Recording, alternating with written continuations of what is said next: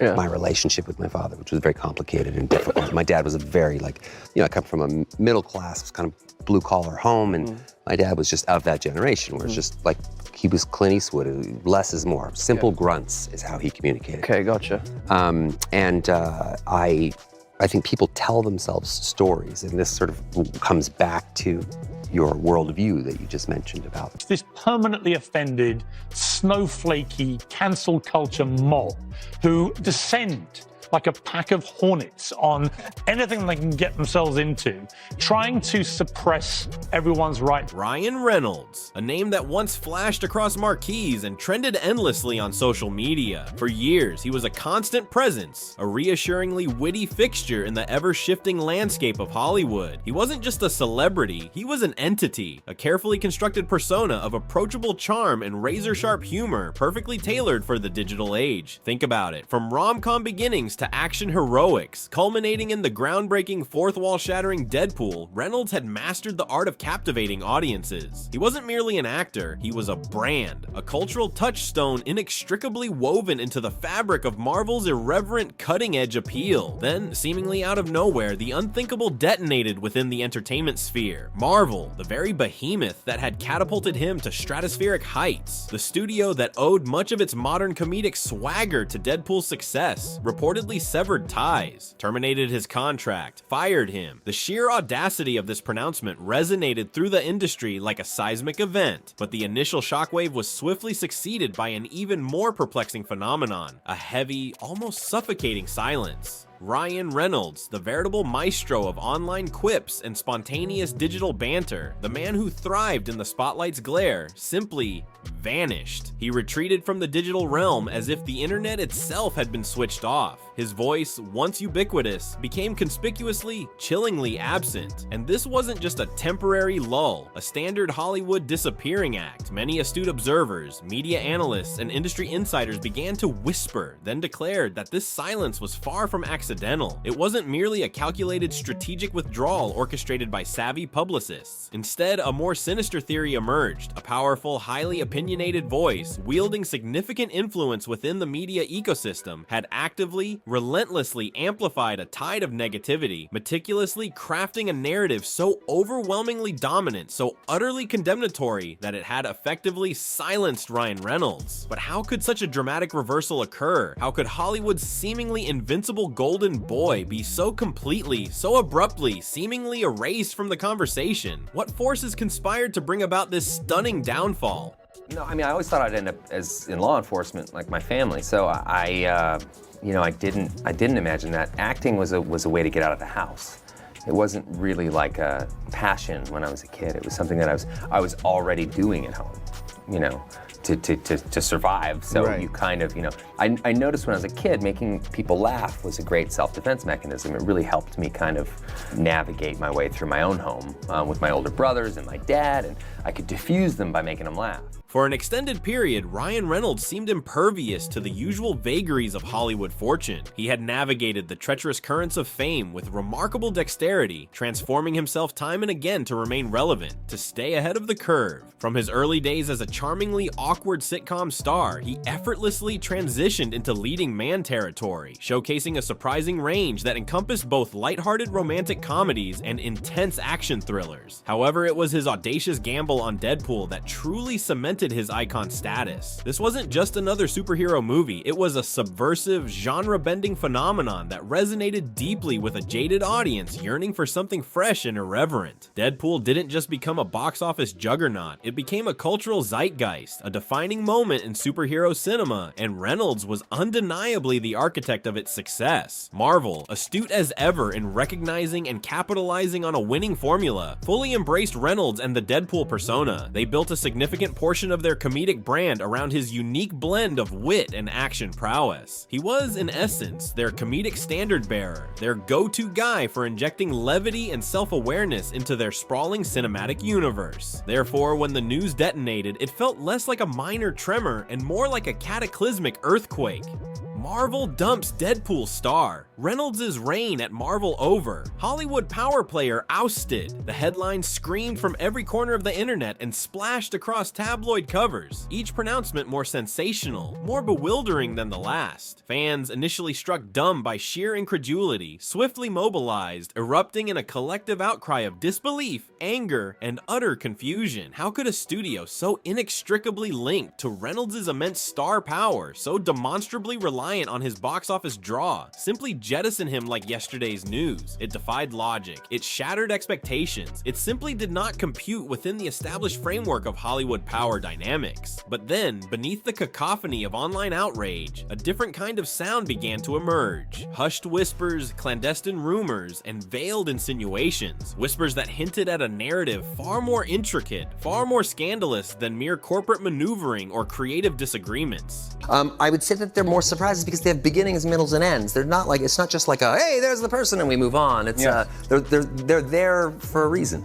Yeah. Yeah. And you said it just earlier, but I wanted to go back on that. You think that this might be the greatest film that you've... I mean, look, most of the time when the movie is this much fun to make, you out bad. The initial tidal wave of shock and bewilderment gradually receded, giving way to a turbulent undercurrent of feverish speculation. This wasn't simply a matter of studio politics, a routine contract dispute, or a clash of artistic visions. The emerging narrative suggested something far more intimate, far more damaging, a deeply personal, intricately interwoven scandal, allegedly centered around Ryan's spouse, the ever-glamorous Blake Lively. With astonishing speed and ferocity, Blake, previously perceived as the very embodiment of Hollywood sophistication, grace, and effortless charm, found herself abruptly, brutally recast in a decidedly unflattering, even villainous light. Rumors disseminated through shadowy anonymous sources and carefully curated, strategically timed leaks to gossip blogs and entertainment news outlets began to paint a disturbing portrait of significant on-set friction, professional discord, and personal turmoil. Vague accusations of misrepresentations and unprofessional conduct were bandied about, hinting at underlying issues far more substantial, far more explosive than mere creative differences. The unfolding story underwent a rapid, almost metamorphic transformation, morphing from a seemingly straightforward studio decision into a full-blown, multi-layered Hollywood melodrama, replete with all the salacious details and dramatic twists that captivated the public imagination. It became a lurid tale of a seemingly invincible power couple, once the darlings of the red carpet and the envy of their peers, now ensnared in a sticky reputational web of controversy and suspicion. And at the heart of this unfolding drama, Ryan Reynolds, the previously untouchable Teflon-coated star, the man who seemingly could do no wrong, now appeared startlingly fragile, shockingly exposed, and facing the full unmitigated force of the ensuing reputational fallout. But what catalyst ignited this inferno? What specific events triggered this sudden, seismic shift in public perception and professional standing? Where did this complex, damaging narrative truly originate?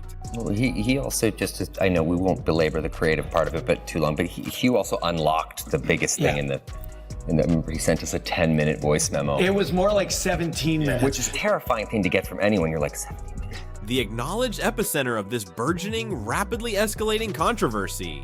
Blake Lively's ambitious independent film project, a passion endeavor reportedly close to her heart, skillfully helmed by director Justin Baldoni. Crucially, this venture existed entirely outside the vast, meticulously controlled parameters of the Marvel Cinematic Universe. Initially conceived as a relatively conventional, low-budget Hollywood production, aiming for artistic credibility rather than blockbuster status, it swiftly, almost inexplicably, devolved into a veritable breeding ground for interpersonal tension, professional recrimination, and increasingly damaging accusations. While carefully crafted outward appearances, diligently managed by publicists and studio spin doctors, initially projected an image of a harmonious, smoothly functioning, and professionally collaborative set behind the scenes. A palpable sense of friction, unease, and escalating conflict was reportedly brewing. Whispers of heated on-set clashes, initially confined to hushed conversations amongst industry insiders and leaked to anonymous gossip columns, gradually began to seep peep, then surge into the broader public domain, relentlessly gaining momentum and attracting the increasingly voracious attention of mainstream media outlets. The specifics of the complaints were varied, multifaceted, and deeply unsettling. Alarming allegations of chaotic last-minute script alterations that plunged the production into disarray. Serious concerns persistently raised regarding adherence to crucial onset safety protocols, and a pervasive, almost toxic atmosphere of general unease, widespread dissatisfaction, and palpable discontent demonstrably emanating from Lively's immediate camp and extending throughout various levels of the production crew. As these initial whispers progressively amplified, morphing into fully formed, deafening rumors, the dominant narrative began to solidify with alarming speed and unwavering certainty. Blake Lively, once lauded for her effortless poise and professional demeanor, was increasingly and perhaps irrevocably portrayed as the central, if not sole figure responsible for a profoundly troubled, increasingly dysfunctional production. And this increasingly negative portrayal, irrespective of its ultimate factual accuracy or potential exaggeration, served as the highly combustible tinder that unequivocally ignited a raging, all-consuming media firestorm, threatening to engulf not just Lively's project, but her and Reynolds' carefully constructed public images. But amidst this escalating chaos, how did Ryan Reynolds, ostensibly uninvolved in this independent film production, become so deeply, so detrimentally entangled in the unfolding scandal? Well, that is also accurate and weirdly high praise as well. It was just one of those. It felt like a live-action Pixar movie. It was something that, I wanted to do something where nobody was being stabbed in the face. Yes. There was almost no blood at all. I think I got a little paper cut on the movie. That was about it. And something that my kids can watch, but also as a parent, too, you want the parents need to get punched right in the heart as well. The already precarious trajectory of the unfolding scandal took a decisively more perilous and arguably irreparably damaging turn with the sudden, unexpected, and highly suspicious emergence of purported leaked text message exchanges. These weren't merely fleeting, unsubstantiated snippets of secondhand hearsay or vague, unverifiable rumors swirling through the Hollywood grapevine. Instead, they were presented as purportedly authentic transcripts of private, deeply personal conversations, allegedly extracted directly from personal devices, seemingly offering an unprecedented, disturbingly intimate glimpse into the previously concealed inner workings of the burgeoning controversy. These leaked messages meticulously, almost surgically, disseminated through carefully chosen channels and selectively, strategically interpreted by those with a clear agenda, appeared to directly, unequivocally implicate Ryan Reynolds in the escalating drama. They subtly, yet powerfully, hinted at Blake Lively, strategically invoking her husband's considerable name and substantial influence during her purported disputes on set, even going so far as to suggest, through carefully parsed phrasing and suggestive innuendo, that she might have been actively directing him to leverage his considerable industry clout. The implication was that Reynolds was being urged to make clandestine phone calls, to issue veiled threats, to engage in behind-the-scenes maneuvering in relation to the increasingly problematic production issues plaguing Lively's independent film. Under the relentless barrage of these carefully curated insinuations, the meticulously constructed, painstakingly maintained public image of Ryan Reynolds, the affable, self-deprecating everyman, the beloved comedic star, the approachable, down-to-earth celebrity, began to demonstrably erode, slowly at first, then with alarming rapidity, under the accumulating weight of mounting suspicion and public conjecture. The internet, once Reynolds' most ardent champion, a vibrant platform for celebrating his celebrated wit, amplifying his carefully crafted persona, and disseminating his viral marketing campaigns, abruptly, dramatically transformed into a hostile battleground of relentless speculation, accusatory conjecture, and increasingly vicious online debate. Was Ryan Reynolds, once the undisputed king of online engagement, actually complicit in any of these alleged backstage machinations? Was he fully aware of the precise extent and potentially damaging nature of Blake's reported tactics? Did he actively participate in any attempt to exert undue influence or pressure on the independent film production? The leaked texts themselves, deliberately ambiguous, frustratingly decontextualized, and inherently open to myriad interpretations, served to cast a long, ominously dark shadow of profound suspicion directly over Reynolds' previously unblemished reputation, irrevocably transforming him, in the unforgiving glare of the public eye, from a universally beloved entertainer and admired celebrity into a potentially compromised figure, inextricably entangled in the murky, often Machiavellian dynamics of Hollywood power plays and behind-the-scenes manipulations. And as Reynolds' carefully carefully cultivated image began to crumble under this intense scrutiny. A prominent, undeniably influential voice emerged from the swirling chaos to seize control of the narrative, to amplify the negativity, and to decisively shape public perception. About a month ago, this really hit home with me too. About a month ago, I was sitting in traffic and I was just like jamming These Dreams by heart. I was killing it in the car.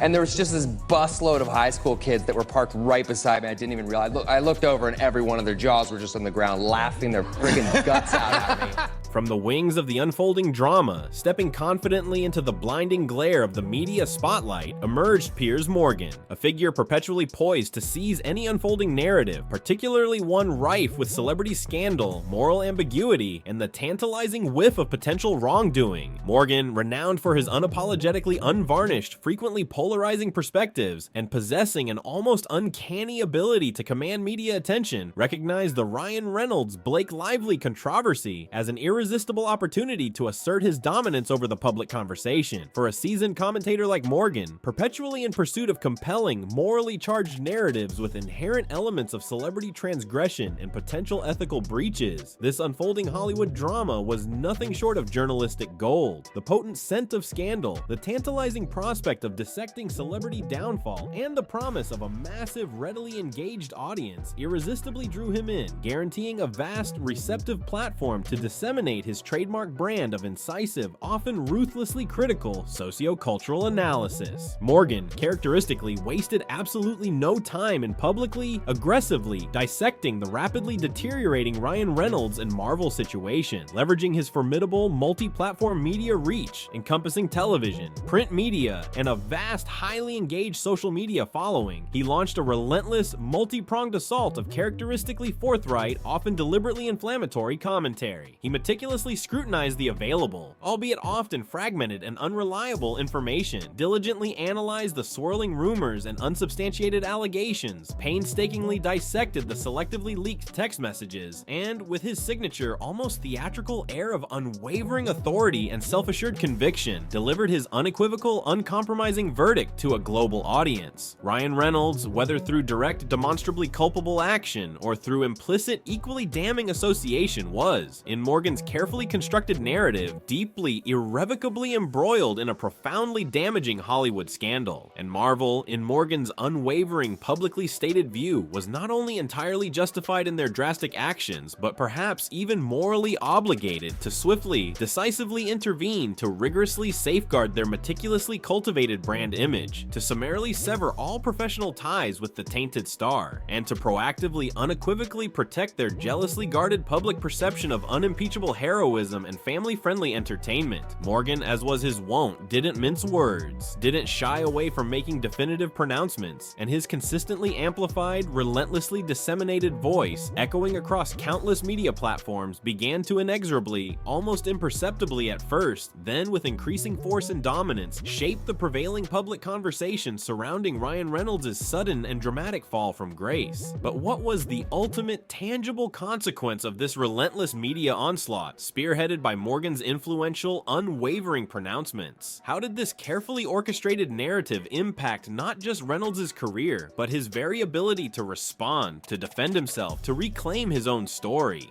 When the formally worded, meticulously crafted official announcement from Marvel Entertainment definitively confirmed Ryan Reynolds' immediate and permanent firing, the news detonated within the closely knit, perpetually gossiping ecosystem of Hollywood with the sheer, unadulterated force of a devastating earthquake. For the legions of devoted, fiercely loyal Deadpool fans across the globe, for whom Reynolds was Deadpool, inextricably linked to the character's irreverent charm and subversive appeal, it felt like a deeply personal, almost visceral betrayal.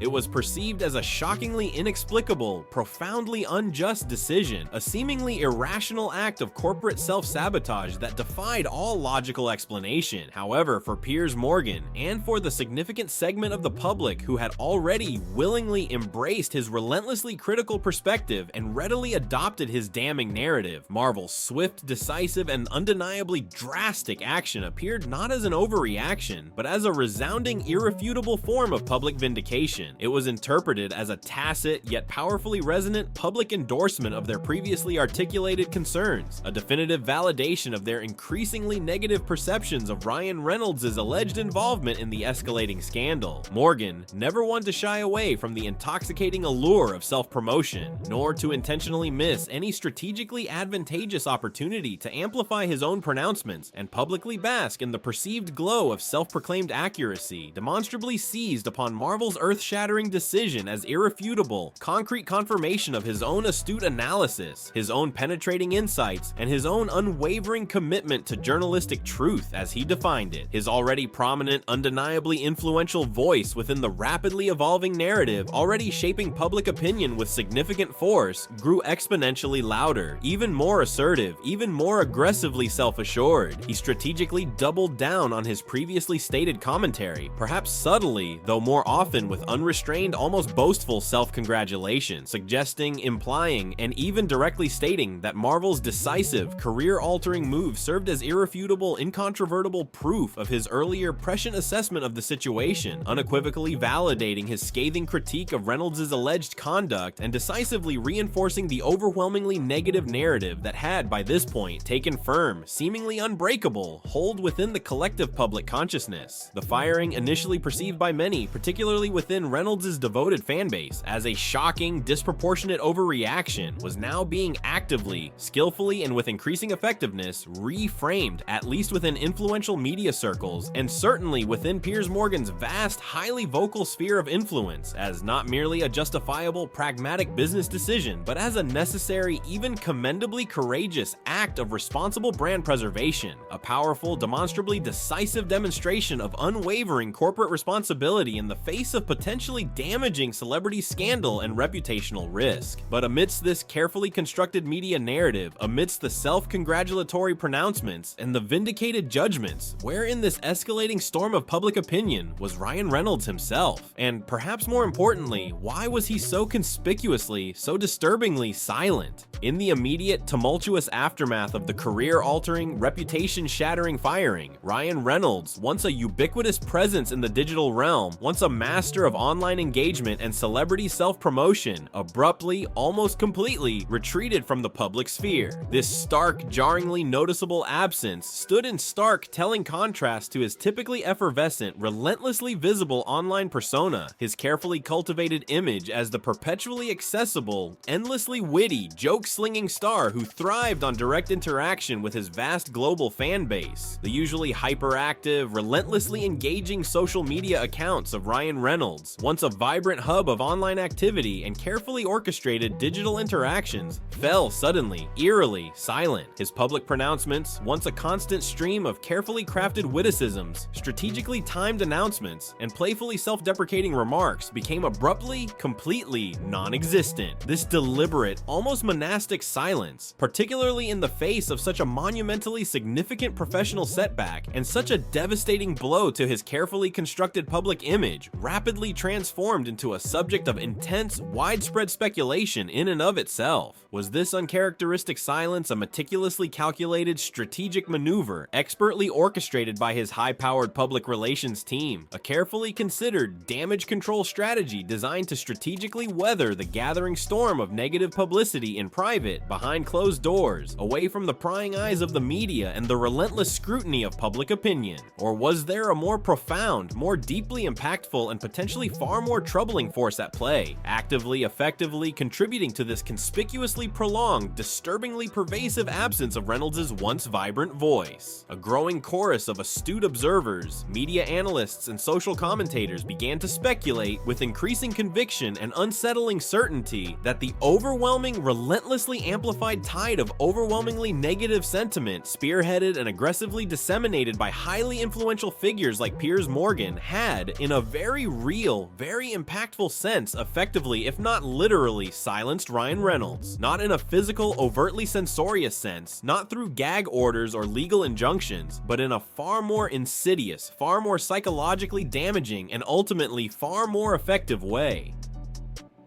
Piers Morgan's relentless, unwavering commentary, characterized by its almost evangelical certainty, its unyielding conviction, and its demonstrably vast media reach, had arguably, perhaps irrevocably, created a pervasive climate of such oppressively intense public scrutiny, such suffocating preemptive judgment, and such demonstrably entrenched negative perception that any conceivable attempt by Ryan Reynolds to publicly defend himself, to offer his own perspective on the unfolding events, to challenge the now dominant, deeply ingrained narrative might have realistically seemed utterly futile, overwhelmingly self-defeating, and potentially even counterproductive, exacerbating the already dire situation. The meticulously constructed, relentlessly reinforced narrative, shaped in no small part by Morgan's unwavering, highly publicized pronouncements, had become so deeply entrenched within the public consciousness, so seemingly irrefutable in its damning conclusions, so impervious to reasoned counter-argument or nuanced perspective, that prolonged, perhaps indefinite silence, however profoundly damaging to his long-term reputation and future career prospects, might have realistically appeared to be the only viable, albeit agonizingly passive option remaining to Reynolds and his besieged PR team. The crushing, seemingly insurmountable weight of overwhelmingly negative public opinion, relentlessly amplified and strategically solidified by influential voices like Piers Morgan, may have simply brutally become too oppressive, too insurmountable to effectively overcome functionally, if not literally, muting the once vibrant, irrepressible voice of Ryan Reynolds in the critical, career-defining moments immediately following his abrupt and deeply damaging Marvel expulsion. But what does this enforced silence truly signify? Is it a temporary strategic retreat, a calculated pause before a carefully orchestrated comeback? Or does it represent something far more permanent, far more devastating, the effective silencing of a major Hollywood voice, the potential end of an era? So, in the final analysis, in the cold light of post-scandal reflection, was Ryan Reynolds genuinely, definitively silenced in the immediate and perhaps enduring aftermath of his shocking Marvel firing? Perhaps not in the crude, overtly literal, physically restrictive sense of being formally gagged, legally censored, or forcibly prevented from speaking, but within the far more insidious, far more subtly coercive, and ultimately far more profoundly impactful realm of public opinion, within the notoriously fickle, ruthlessly unforgiving ecosystem of Hollywood's voracious media circus? The answer, increasingly and disturbingly, appears to be a resounding, unequivocal yes. The overwhelming, relentless deluge of overwhelmingly negative publicity, undeniably, demonstrably fueled, strategically amplified, and meticulously solidified by influential, agenda-driven voices like Piers Morgan, demonstrably created a suffocating, almost inescapable atmosphere of pervasive negativity, intense public scrutiny, and preemptive,